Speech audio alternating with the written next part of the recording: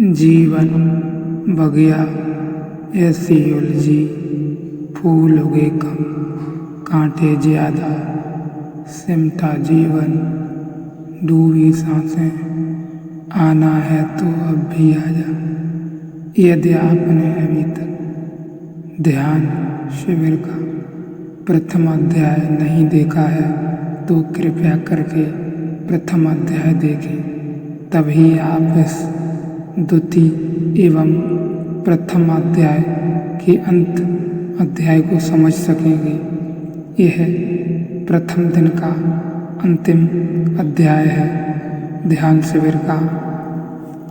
अगर आप भूले भटके आ गए हैं तो आपकी मर्जी, लेकिन अगर आप भूले भटके आ गए हैं तो भी बोलने की आज्ञा आपको नहीं है, क्योंकि उसमें आप दूसरे पर हमला करते हैं। जब आप बोलते हैं तो दूसरे को भी नुकसान पहुंचाते हैं। तो कृपा करके बोलना तो बिल्कुल नहीं है। यहाँ कई लोग इसलिए आ गए हैं कि उन्हें बहुत सी बातचीत जो वे अपने गांव में नहीं कर पाते होंगे या शिकार नहीं मिलते होंगे, उनको इधर मिल जाएंगे, उनसे वे बातचीत कर लेंगे। यहाँ बातचीत बिल्कुल नहीं चलेगी। यहाँ बिल्कुल चुप और सन्नाटा होना चाहिए।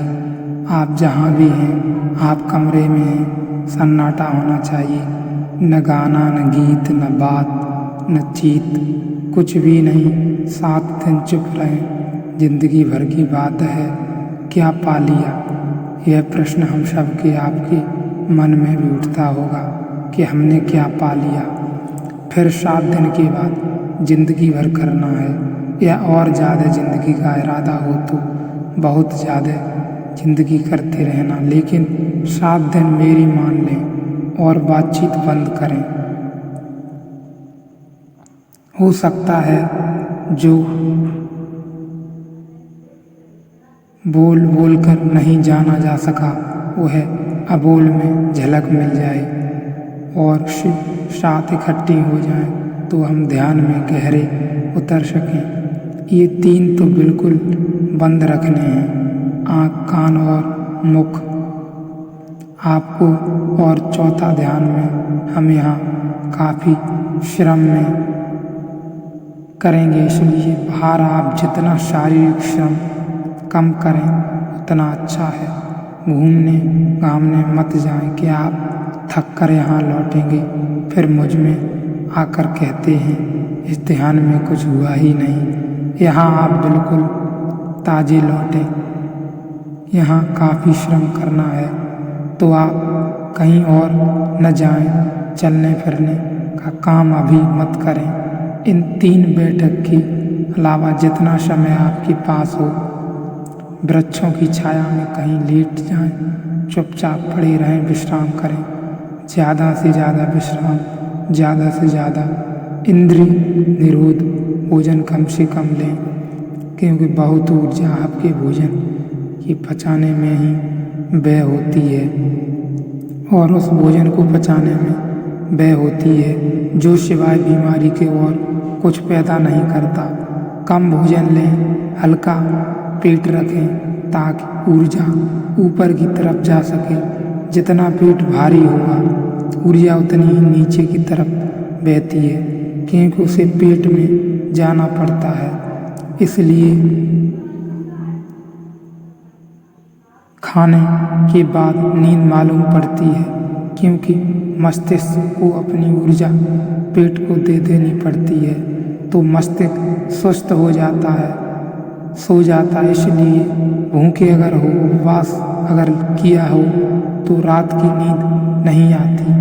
उसका कुल कारण इतना है कि ऊर्जा ऊपर की तरफ बहती रहती है और मस्तिष्क के तंत्र जगे रहते हैं, क्योंकि उनमें ऊर्जा भरी रहती है। पेट की तरफ ऊर्जा ज़्यादा बहे तो चैतन्य की तरफ बहुत काम करना मुश्किल हो जाता है। इसलिए कम भोजन लें। 7 दिन कम भोजन लेने से कुछ भी नुकसान नहीं होगा।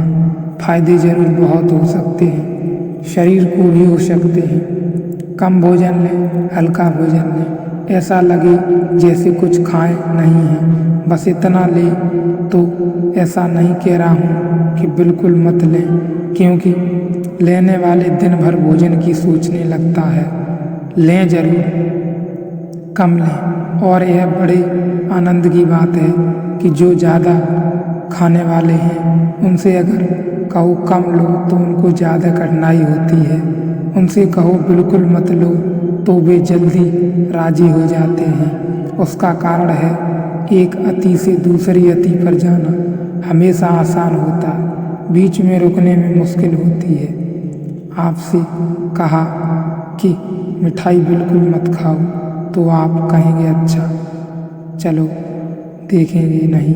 उस तरफ मिठाई थाली में रखी है और आपसे कहें कि बस 2 चम्मच खा लो, तब असली कठिनाई आती है। यह तो हद हो गई। भोजन आप करें कम, यह आपके 7 दिन के लिए व्यवस्था है। यहाँ सुबह 15 मिनट कीर्तन होगा।